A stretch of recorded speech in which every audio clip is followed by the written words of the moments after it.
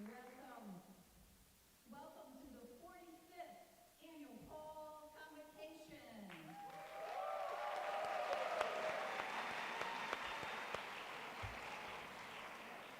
Each year, we gather to welcome our incoming students and recognize individuals who contribute to excellence in the honors community across campus.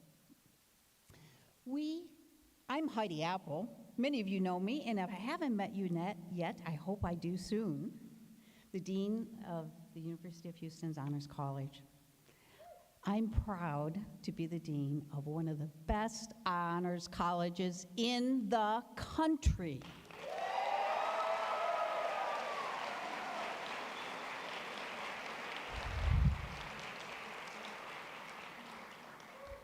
I'm excited to support its amazingly bright future and to work with all of you in making it so.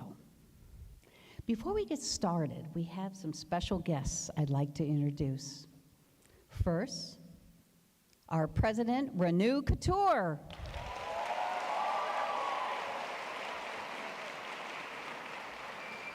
Thank you for being with us tonight. University administrators and friends, we appreciate you being here. We're so glad you can join us in this celebration. As many of you know, it takes a campus to raise an honor student, and their success is your success, supported by the many partnerships we have across campus. I'm going to introduce a few of them to you, and as I mention your name, I'd like you to stand, but the audience, I'd like you to hold your applause until we get through each group. First, Paul Kittle, Vice President for Student Affairs.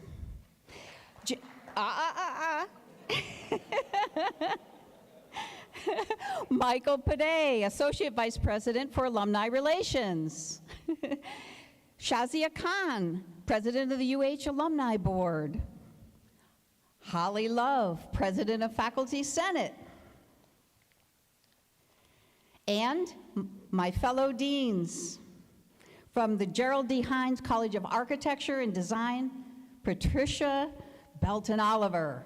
From the College of Education, Dean Kathy Horn. From the College of Liberal Arts and Social Sciences, Dean Dan O'Connor. Thank you for being here.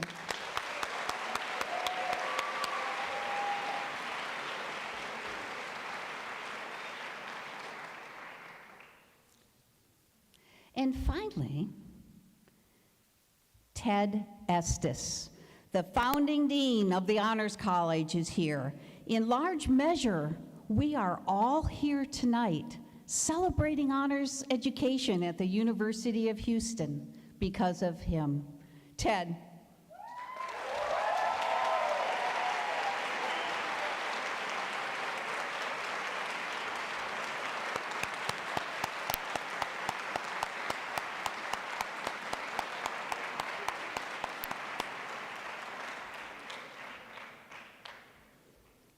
Will the alumni of the Honors College please stand? No applause yet, just stand. Come on, there are more of you, a few more. Okay. Welcome home, alumni. Honors is a commitment to an examined life and community service. You are a testament to that. Our speaker, Michael Dimmick, embodies this commitment in his impressive career. We thank you for the examples that you set and your work on our behalf. Will the HCAB members please stand? Thank you for your work in support of the Honors College.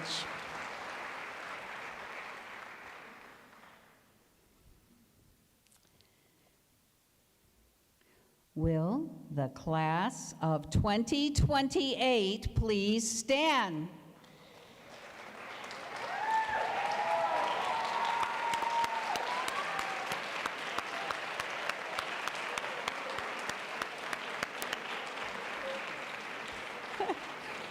We recognize your outstanding achievements that have brought you to this night tonight.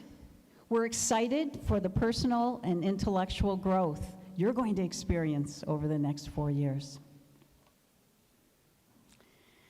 Will the continuing honors students, faculty, and staff please rise?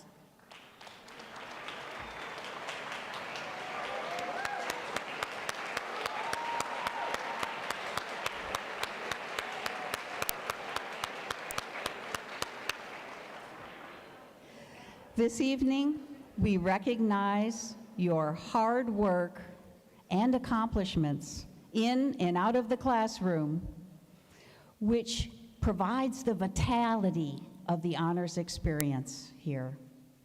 And what more can we ask for from our faculty and staff? They're an incredibly talented bunch that I'm proud to lead. I'm now honored to welcome President Khator.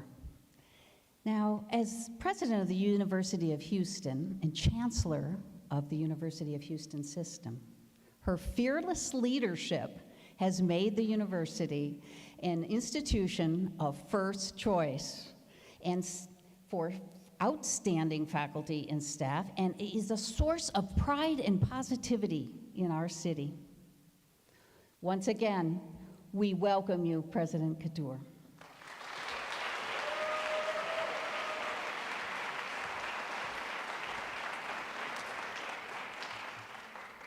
Well, good afternoon, good evening. So happy to be here because this college is very close to my heart. You are not just the very best honors college in the country, you are also the home of high achievers, highly successful people. And I know today, for the new class, for sure, I want to give you a very warm welcome. You have proven today you're not just the best and the brightest, but you are also smartest. And here is the test why you are the smartest, because obviously you had many choices. You could have gone anywhere, and you chose to come to the very best university. It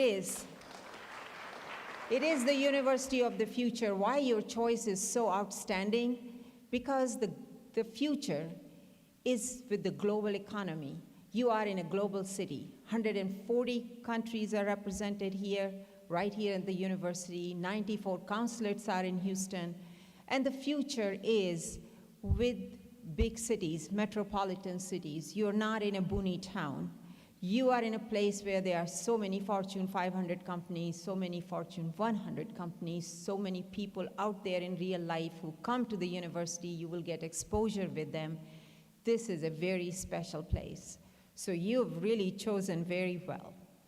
Now, what could I tell you today? Of course, your faculty, you have absolutely outstanding faculty. I know your human situation course for all of the freshmen. I'm telling you, that's going to be your course, you know. Get ready for it. When I came here in my first year, about 17 years ago, I was given the whole book list of, not just the list, the books of all human situation. And I still haven't been able to read them all. Second time, of course, I've read them, almost all of them during my college days. But you will have great time. The college will prepare you, but it'll also give you a very intimate environment. So what could I ask you today, or what could I tell you? I'm visiting many freshman classes, and as I'm going there, of course, I'm telling students that please make sure you persist. Please make sure that you do not drop out, that you graduate, but I don't have to tell you any of that. You're already there.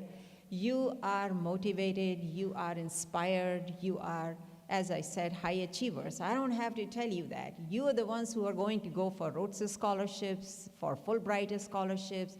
You will do research project, you will go study abroad. I mean, somehow you do everything, you find time, and not only that, the loudest appearance of any cheerleading group at the TDECU Stadium is really honors college students every time. You're the ones who will be painting your bodies and showing up there.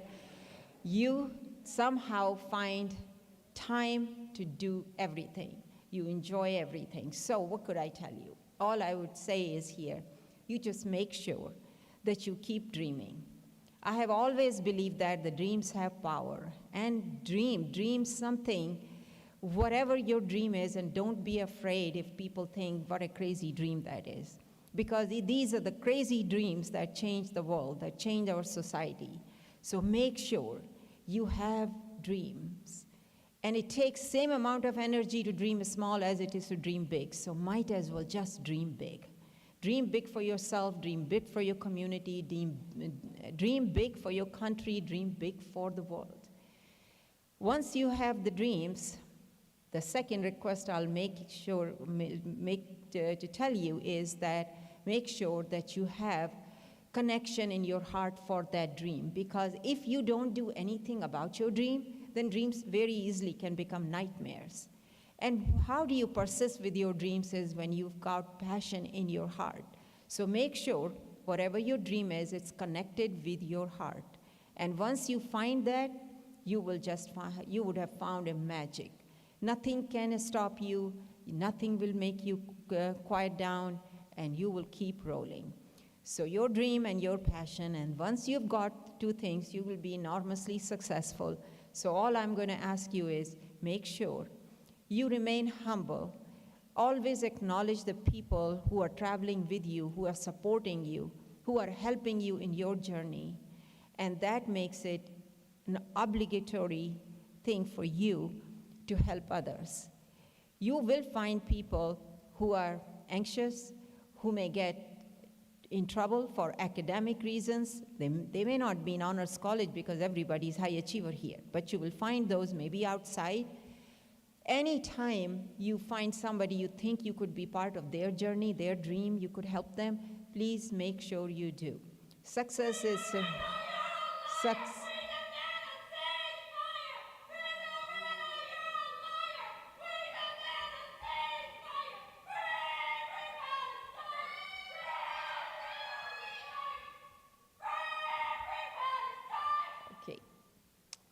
You have freedom of speech, and we value your freedom of speech.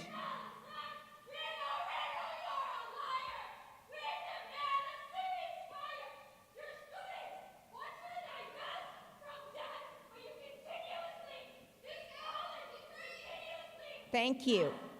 I appreciate your passion. Thank you very much. And you have right to free speech.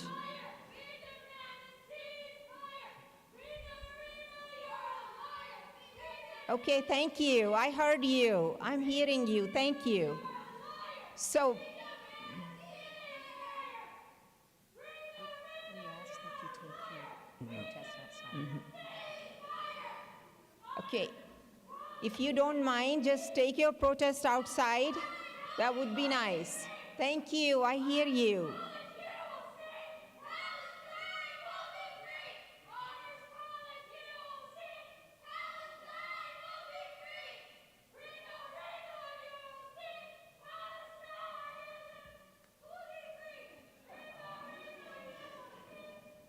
Well,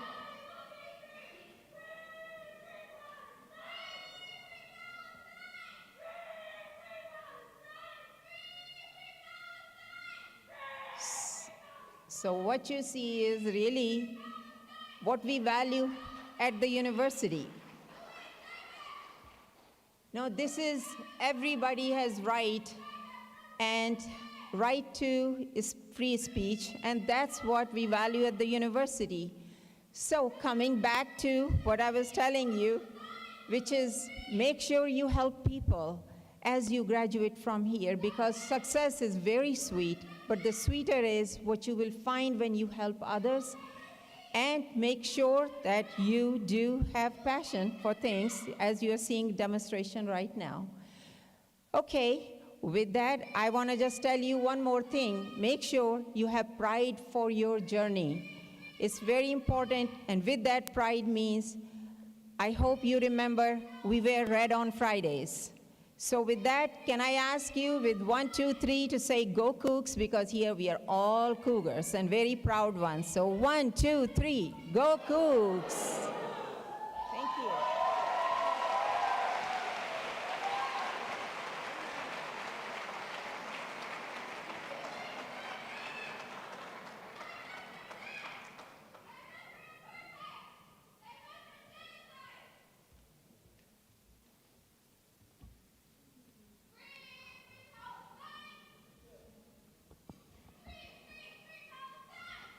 Thank you, thank you, President.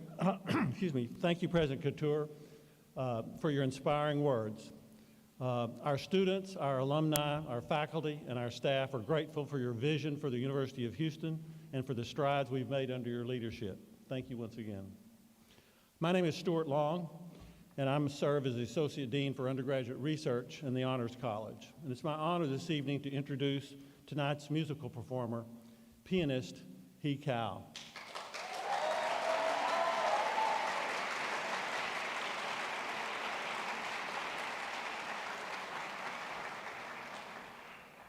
I first heard Key play the piano at the annual Honors College retreat that's held in Camp Allen near Navasota, Texas, about 2 years ago. As part of the retreat, there's a talent show called the Honors Follies. It's often a mixture of comedy sketches and music and dance performances that are presented by our very talented students. Imagine, if you will, that scene immediately following a comedy sketch by our upperclassmen counselors, a young student just beginning his first year at the University of Houston, sitting at a piano in front of a packed audience of his peers, dressed in shorts and a t-shirt, and suddenly stunning the audience with the most amazing classical piano piece. Little did I know at the time that this impressive young man was a biochemistry major who's also played piano for many years. The breadth of his interests, spanning science, music, and the arts, showcased the range of talents embodied by our Honors College students. He also serves as an honors mentor, guiding and supporting fellow students in their academic and personal growth. For your enjoyment tonight, I'm honored to present Khator.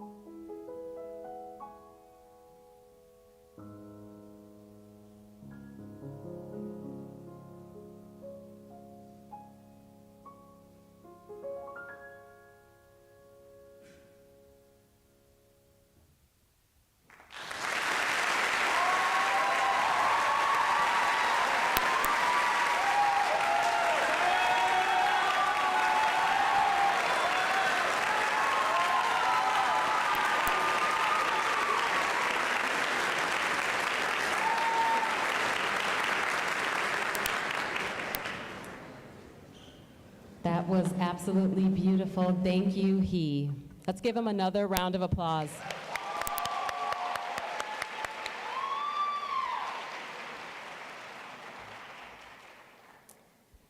All right, good evening. I am Dr. Christine Laveau-Haley, a political science professor in the Honors College. I am pleased to introduce our speaker for tonight, Michael Dimick. Dr. Dimick is president of the Pew Research Center, a nonpartisan fact tank that informs the public about the issues, attitudes, and trends shaping America and the world. Pew Research Center has its origins in a research project created in 1990 that conducted regular polls on politics and major policy issues. In 1996, the Pew Charitable Trust became the center's sponsor and renamed it the Pew Research Center for the People and the Press. A political scientist by education and training, Michael Dimick joined the center in 2000, just 10 years after that initial project.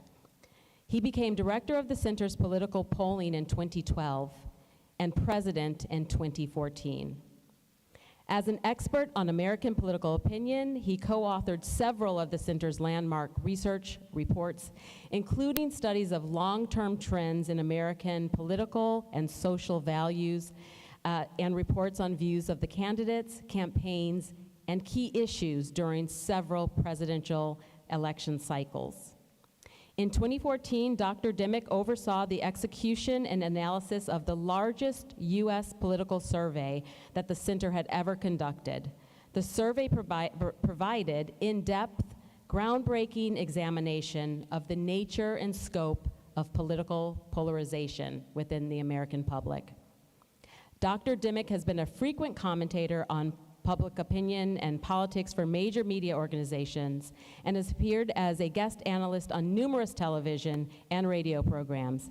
He has published articles on voting behavior, public opinion, and survey methodology, and is a sought-after speaker, having presented at such venues as the Aspen Ideas Festival and the Milken Institute Global Conference, and other various professional symposia. Most importantly, Michael Dimick received his BA in political science from the University of Houston.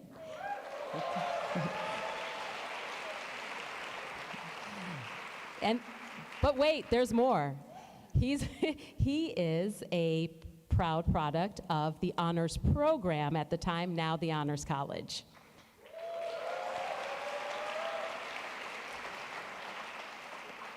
He says that his studies and experiences in the political science department kick-started his career in public opinion research and political analysis and provided the foundational resources to be successful. He received his PhD in political science from the University of California, San Diego. Before joining Pew Research Center, he was a political science professor at North Carolina State University in Raleigh, North Carolina. He was born and raised in upstate New York. He came here on a National Merit Scholarship, and he currently lives in Falls Church, Virginia. Please help me welcome Dr. Michael Dimick.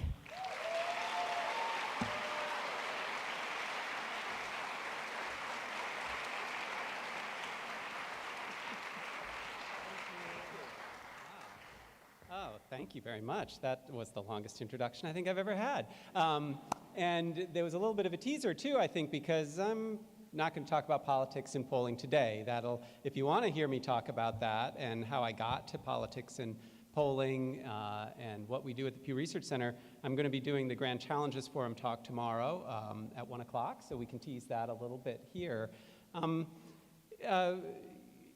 When I was invited to present tonight, this is the first time I've done a convocation or an event like this, and I thought back to when I was in your seat in the fall of 1986, so 38 years ago, and just thinking about, like, what would have been helpful to know? What would have been helpful to know about where you are transitioning into college? And then I'll reflect a little bit on what I think is particular to you as a generation coming into this situation today and the expectations around you and how you can beat those. When I reflect on what I gained from UH Honors, it was a lot. It was how to communicate. I learned how to write. I learned how to speak. I learned how to engage with others. It was how to think through problems. It was how to set priorities and even have self-discipline. I don't think I came here with that. I think I left here with that. It was a wider perspective on what drives me and how I best engage with others. What I didn't get may surprise you. I did not get a clear career path. I did not leave here with a clear sense of what that next step was for me. I did not have, it wasn't the concrete knowledge I gained in my classrooms that helped me through those doors after I left. It was the general skills I gained that helped me build a platform on which I could launch. And it was what this university provided in terms of the environment and the community, the embedding of this honors college in a larger university. And I'm going to pivot a little to some conversations I had just last weekend because I was thinking about preparing for this talk, and I was presenting at a conference in the Hamptons. I don't know if you're familiar with Long Island, but the Hamptons is pretty posh, right? This is where finance capital goes to have their summer homes and their summer vacations. And I was invited to give a presentation actually about teens and technology and how technology is destroying a generation, right? Now, we'll get to this a little bit later. I don't quite take as alarmist a view as some do on that front, but a lot of people do. And I was taken by the introductory comments of one of the hosts of this event who said, in his view, what really sets America apart from the rest of the world is its human capital. He was making the point that when you think about what makes America great, you can think about physical assets, you can think about financial assets, you can think about natural resources, and he was making the point that it's the human capital, it's the talent of this country that makes it great. It's what brings people to this country, it's what grows this country, it's why this country leads on so many fronts in terms of innovation, technology, and society. And I was taken with that. I think that's true. I think it is that human capital that drives us forward. And at the same time, I find the language a little off-putting. You know, thinking of us as capital, particularly hearing it through the voice of a captain of industry who kind of thinks of us all maybe as widgets in his grand scheme. But at the same time, that notion is true. It's about us and what we're investing in ourselves. And I think as you think forward, think about the capital you're building, because I think you're here at the University of Houston to invest in your own human capital, right? In your ability to contribute to the world in the maximum way that you can, right? That's your capital. That's what you bring forward. It's not all about making money, don't get me wrong, and we can circle back to that. The way that you contribute is beyond just that. It's more than what I think these captains of industry were thinking about. But it is about that human capital. And I want to drill down even further with you about it, because how do you think about what that capital is? Well, some of it, what do humans deliver in the world? Well, some of it is just our strength, it's our dexterity. Sometimes it's just the time we put into things. Sometimes it's specific knowledge that we have. I actually don't think that's what you're here to gain, right? You've made a choice to come to University of Houston Honors. I would argue to emphasize and develop two particular parts of your human capital: your social capital and your creative capital. And the point that was being made at this conference, the hand-wringing that I was hearing at this conference, is that that's what they're worried about. They're worried that somehow this country isn't inventing those social capital and creative capital skills. And I want you to be aware that people think that.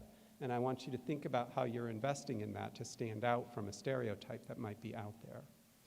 So what do I mean by social capital? What I would say social capital is, it's how others empower you and how you empower others, okay? It's based on the premise that to do big things in the world, we have to work collaboratively, right? The whole is greater than the sum of its parts. Your impact in the world is going to be amplified by your ability to leverage others and strengthen others to get where you want to go, to do those big things, to dream those big dreams. And specifically, sometimes people talk about human capital just as networks, right? And there's a lot of literature, if you end up taking sociology, you may read some of it, about human capital being the networks that you develop. And that is true. Let me emphasize to you, the strength of weak ties. This is an old phrase, and it's dead on true. The more people you have loose connections with, the better off you're going to be. It is an asset to you. That is a part of social capital. And think about that as you move forward. It's not just having friends and connections in social media spaces. It's about building out that network of people who know you well enough to help you reach your goals, right? Where you're making it easier for people who know you to advance you in where you want to go. That's a part of what social capital is. Another part of it, though, is understanding how you empower others, as I said. What is your superpower in engaging with other people? And I'm saying I didn't know this. I didn't know this certainly in high school. But by the time I left college, I think I had a better sense of it. Am I the person who generates the ideas that excites other people into action? Am I the person who takes other people's ideas and really hones them into practical solutions? Am I the person who translates across competing interests? Am I the person who helps connect the dots between other people? There are a lot of ways to think about that part of your social capital.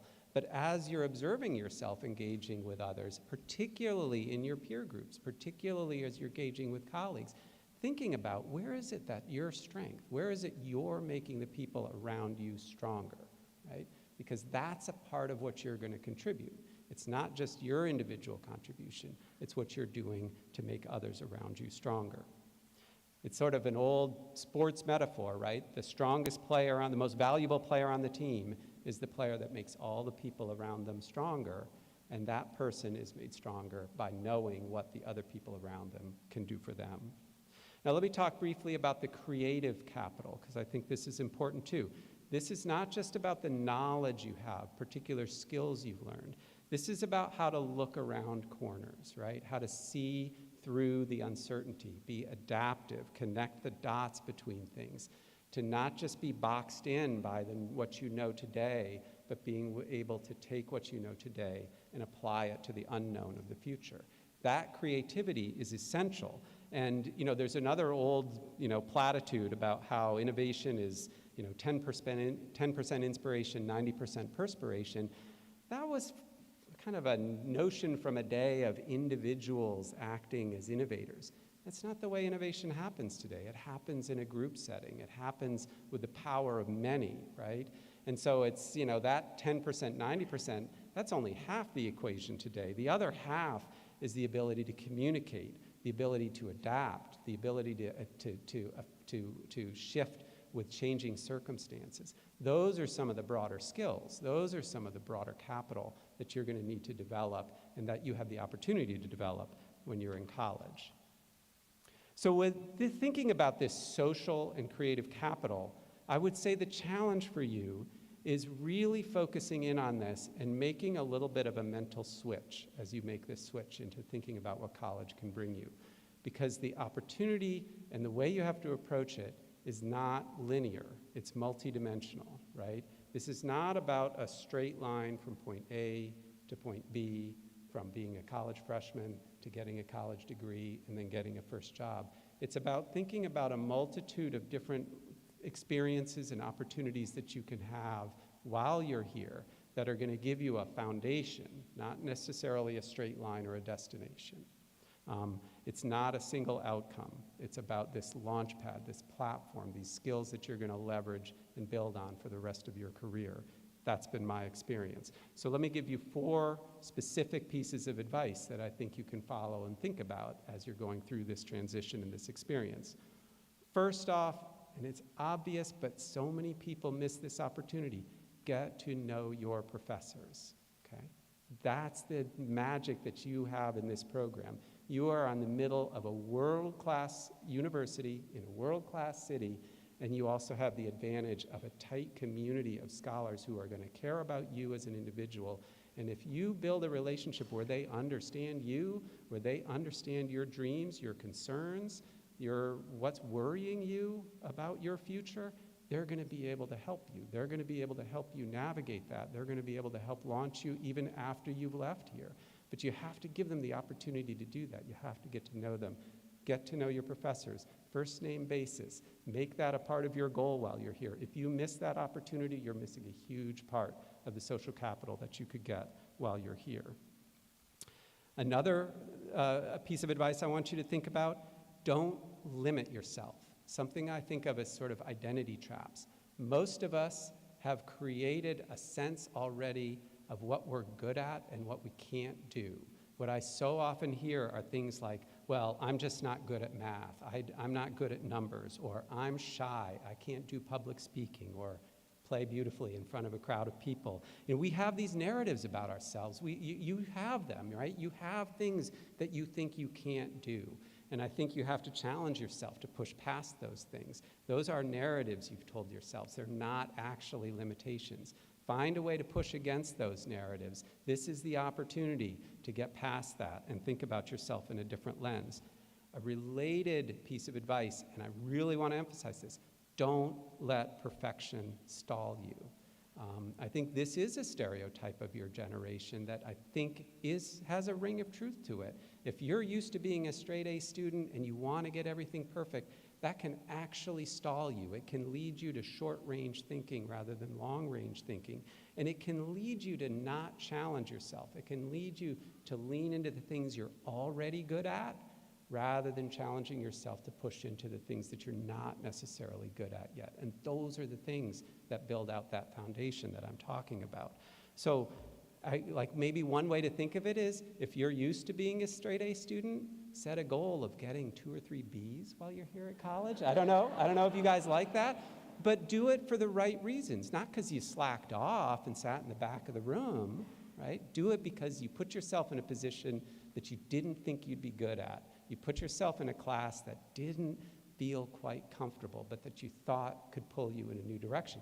And maybe the answer is it didn't work for you, but you tried it, and that's a better story for your future. That's a learning that you're not going to get if you only focus on your existing strengths. So don't let a desire to be perfect, to get everything perfect, keep you from seeking those opportunities. And then my final piece of advice is learn to navigate stress, not avoid it. In fact, I was walking in with somebody I'd met in a class earlier today and asked if I was nervous. Yeah, I'm nervous. Yeah, I'm nervous. That's a strength, right? Take that nervousness, take that anxiety, and make it a part of how you move forward. Understand how stress can work for you. There's 1,000, 1,000,000 different kinds of stress out there. Avoid the kinds that defeat you and learn how to work with stress in a way that can strengthen you. You're not going to avoid stress in your life. It's not going to happen, right? Figure out how you can work with it. But if you go through life trying to avoid it, you're, again, creating a trap for yourself. You're not going to allow yourself to reach that full potential. Now, again, I want to circle back to what I heard from some of these people at this conference. There's a sense that some people have that this is a generation that's been hobbled by technology. They can't get their eyes off of their screens, that social media has created a short attention span, an inability to focus, an inability to think creatively, an inability to develop real social capital as opposed to mediated social capital. There's a sense that that's created a fragility in a generation.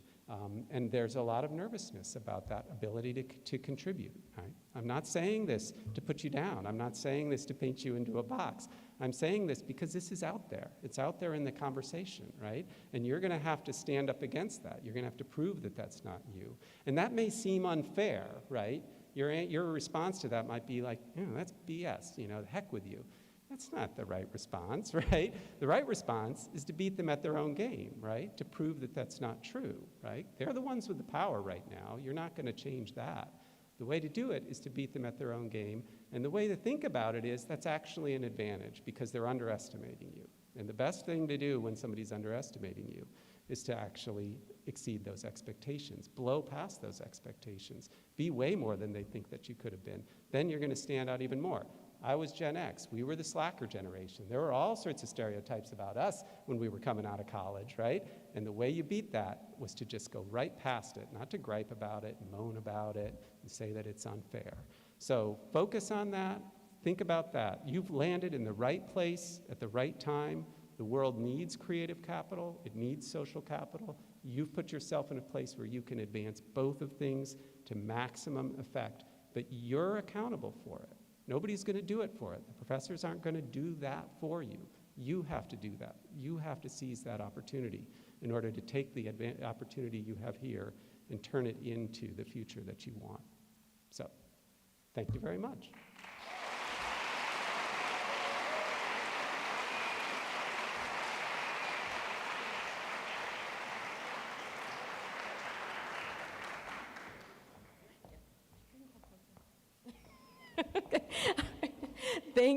Thank you, Michael, for your inspiring words. We are so thankful that you were able to take the time to come back home to the University of Houston to speak to us tonight. I have a small token of our appreciation for you. Let's see. That doesn't look small. I was told to reach under. Okay, so included in this bag. So I hope you flew on Southwest. This is going to be $100 for you to check it. Okay, so these are texts representing the Honors College signature course. Of course, you know it, the Human Situation course. I know there were probably you guys. Yeah, these are. Are you serious? We know there have been times in your life that you wished you had your old copy of the Iliad. So here it is and many more. Thank you so much. Let's give them another hand.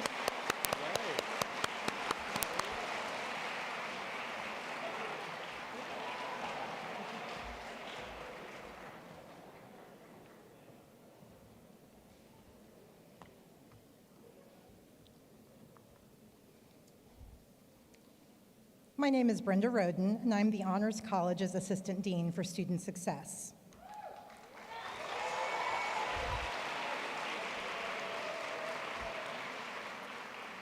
We have now reached the recognition portion of the ceremony this evening, and it is my pleasure to recognize a number of talented University of Houston students. Students, as I call out each group, please stand and remain standing until I ask you to be seated. Audience, as I'll be listing several groups, similar to Dean Apple, I ask that you hold your applause until we reach the end of each set of recognitions. Each year we identify our very best first-year students. We recognize them individually this past spring at the Undergraduate Scholars and Major Awards Dinner, but I would ask for the outstanding first-year students to stand and be recognized.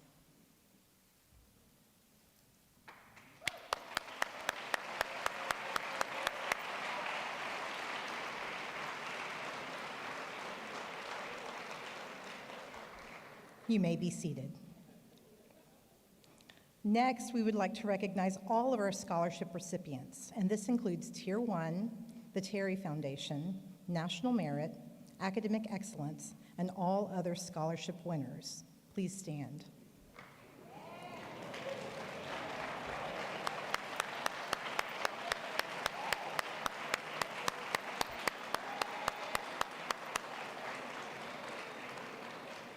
Please be seated.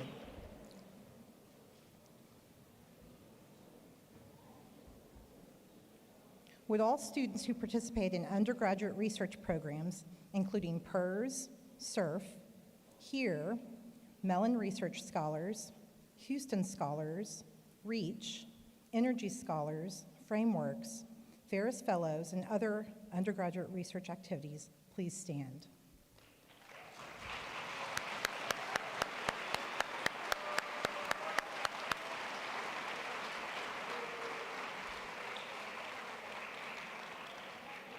Please be seated. Finally, please stand if you're a member of Phi Beta Kappa, Phi Kappa Phi, or Omicron Delta Kappa, the National Honor Societies facilitated by the Honors College.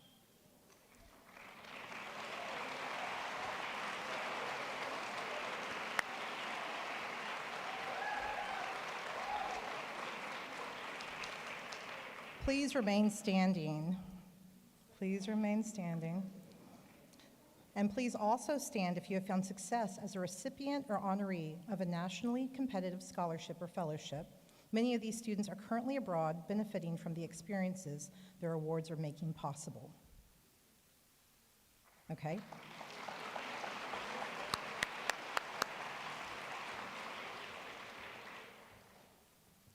Thank you.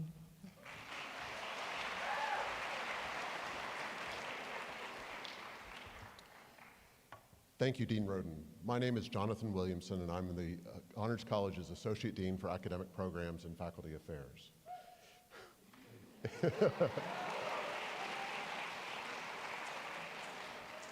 It is now my pleasure to recognize the 2023-2024 Frameworks Fellows.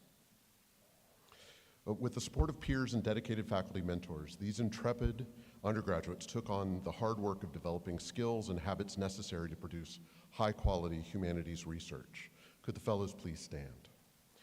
The theme of this year's journal was Generations. Copies of this year's Frameworks Journal with essays on topics ranging from Norwegian painters to Indian art films are available on your way out this evening. Congratulations, Framework Fellows, on your publication.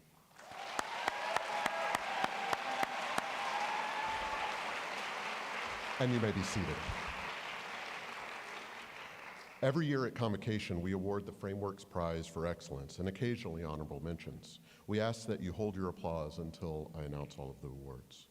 The first honorable mention goes to Anne Faye Sternberg for their article entitled The Rejection of the MS St. Louis, the United States, Refugees, and Bureaucratic Apathy. The faculty mentor was Abigail Modaf. The second honorable mention goes to Amna Siddiqui for their article entitled For Myself Alone, Revolutionary Violence in Crime and Punishment and the White Tiger. The faculty mentor was Oritro Majumder. And the 2024 Faculty Prize for Excellence in Undergraduate Research in the Interdisciplinary Humanities goes to Mariam Azawi for their article Shifting Perspectives, a comparative analysis of Khalid Muhammad Khalid's work on Islamic governance. The faculty member was Hassam Abul Ella.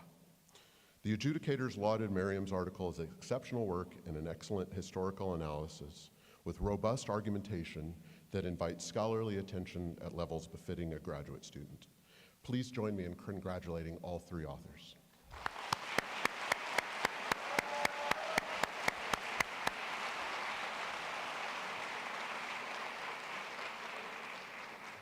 Now I'd like the following groups of students to stand and to remain standing. Please stand if you're a student in the Bonner Leaders Program. If you're a student in the Honors in Community Health Program or Community Health Workers Initiative. If you participate in the Honors Debate Program, including teams for Policy Debate, Model United Nations, Model Arab League, Model G20, Model WHO, Mock Trial, and Moot Court. Please also stand if you participated in learning abroad programs in the last year, including trips to the Galapagos Islands, the Dominican Republic, or to Europe.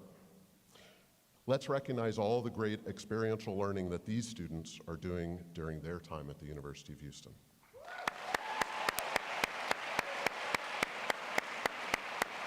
Thank you, and be seated. Finally, I'd like to recognize the contributions of the many faculty and staff from across the university through their mentorship of our students in and out of the classroom. If you've mentored any of our students in any fashion, please stand so that we can acknowledge your contributions. Don't be shy.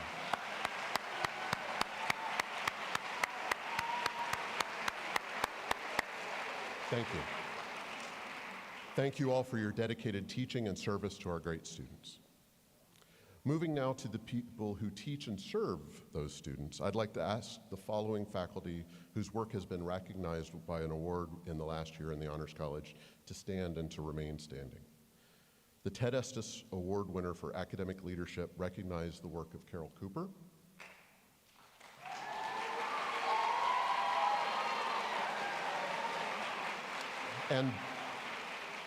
And the B. and Key Wong Faculty Award for Excellence in Honors Engagement went to Dustin Gish.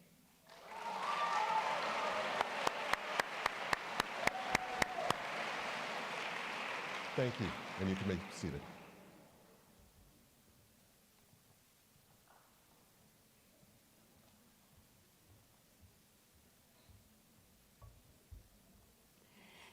As you can see, it does take a campus to raise and honor students. And it takes excellence to raise excellent students. We're so glad you've all been here to help us celebrate that excellence. As we conclude our program, we ask that the students exit to the right to pick up your gift and snack bag on your way out of the building to the Honors College game night.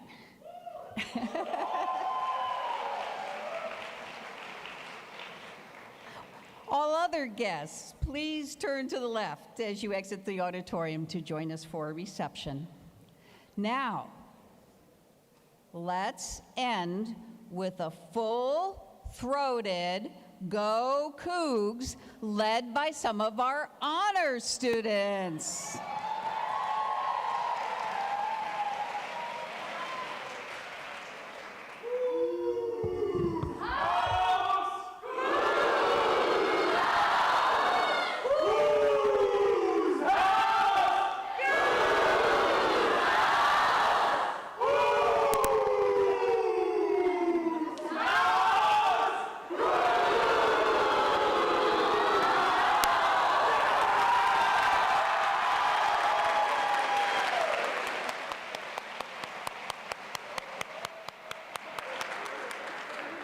Good evening.